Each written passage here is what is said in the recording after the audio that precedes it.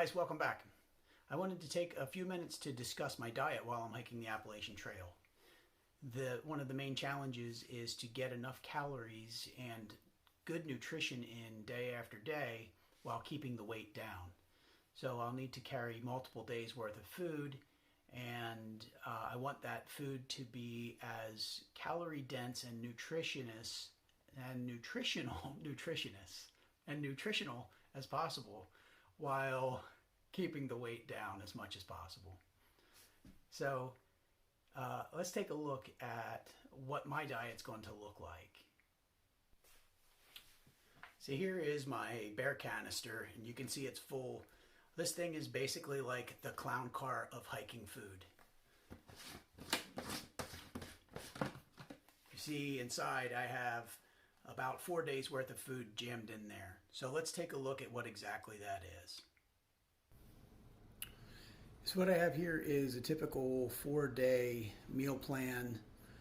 You can see up here I have granola and powdered milk, and that's my breakfast. And then to the right here I have what I would call second breakfast or morning snack. And then and that of course would be 2 granola bars. You see I have a variety of granola bars to keep it interesting. And then for lunch, peanut butter and jelly on a tortilla, what I like to call peanut butter and jelly burrito. And then afternoon snack of nuts and dried fruit. This is dried apples that I've dried myself in my food dehydrator. And then of course there's black beans and couscous and an assortment of seasonings that I've gotten from the local market here. This is fajita seasoning, garam masala, and Berberi, Ethiopian Berberi seasoning. So this is 4 days worth of food right here. It comes out to about 10 pounds with the Bear Vault.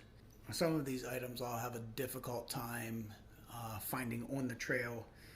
The granola, for instance, is my own homemade granola. What I've seen in a lot of stores, in a lot of smaller stores, are peanuts and almonds as far as nuts, and those are not the kind of nuts that I really would like to eat, so I'll probably be shipping to myself cashews or pecans when that's an option.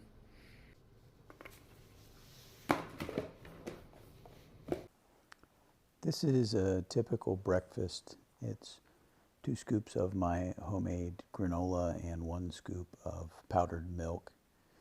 And I put them together in my pot and just stir them up until the milk becomes like milk.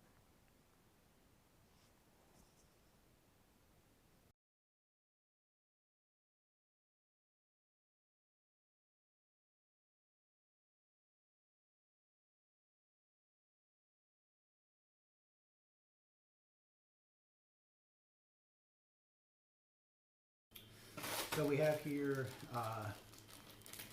dehydrated black beans. These have been cooked and then dehydrated. So I'll use a half a cup of those, as well as a half a cup of Moroccan couscous.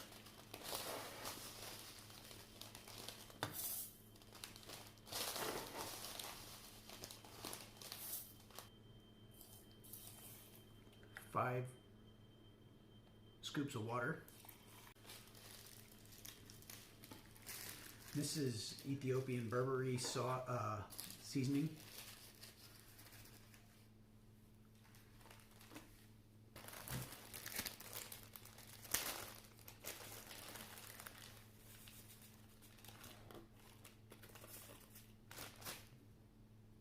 A little bit of salt.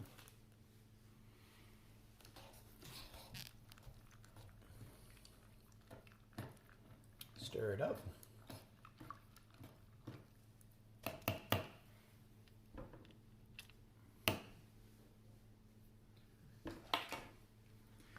This is a silicone stretch lid.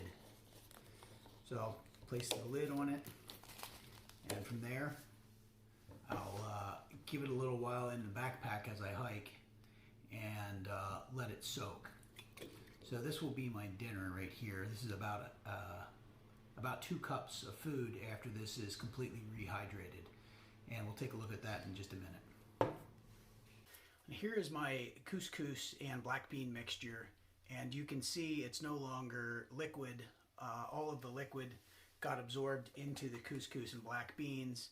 And if I just stir that up, you can see it's a nice mixture of couscous, black beans, and then my spices. And it's actually very tasty. It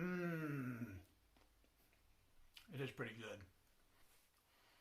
I have 3 different seasoning combinations that I plan to use with this, and I may pick some others up along. Just a little bit of the seasoning mixture, about a half a teaspoon, and about a quarter of a teaspoon of salt, and it's very tasty. So the food combinations that I have gives me about 3,000 calories a day, and that comes in at about 8 pounds for 4 days. It's a little bit less than that. And then I can pick up some other things along the way to supplement it, and hope to find some things that are high in fat, maybe some other nuts, cheeses, hard cheeses, and hard salamis to add a little bit of additional protein and fat. I do prefer to stay away from animal fats and animal proteins, just as a personal preference, but I'll probably take advantage of some of those because they do tend to be fairly dense in calories. Those things I'll eat just the day that I get them, and then finish them that same day. But that's a bunch of additional calories that I might be able to take in on a given day.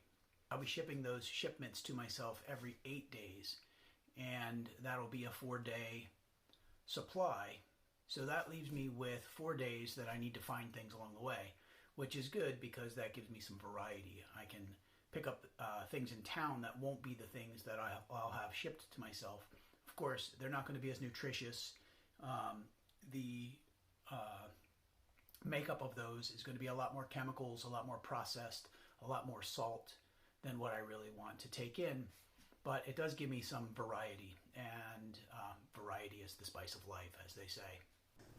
A few common items that I'll likely find are the Nora rice sides, which have a fair number of ingredients, ramen noodles, which are common everywhere. They also have a pretty high ingredient count, but I would say of the most common things, the Idahoan potatoes, they have a very high list of ingredients, most of which I don't recognize. Whenever possible, I'd like to try to avoid these processed food items. I think that's all I have for you today. So please subscribe, like the video if you like what you're seeing, and stay tuned for another video in the near future. And until then, I'll catch you on the trail.